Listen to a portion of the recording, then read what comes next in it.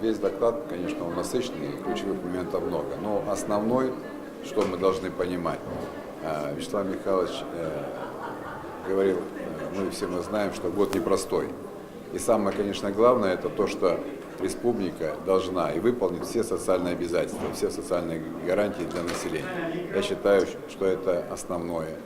И вторая позиция, что необходимо подключать к обсуждению всех насущных вопросов населения, общественные организации, что в принципе и делается, но я думаю, что во время, когда есть проблемы, не только в нашей республике, соответственно, мы понимаем, что и во всей России, необходимо, чтобы население и общественные организации очень активно участвовали в обсуждении всех тех посылов, которые дает правительство Российской Федерации, но, соответственно, и Вячеслав Михайлович Газер, это как глава нашей республики, потому что он ведь уже говорит непосредственно о том, какие проблемы есть в нашей республике и как мы их должны решать, соответственно. Нам по силам эти проблемы решить? Ну, то, что социальные гарантии будут обеспечены, мы не сомневаемся.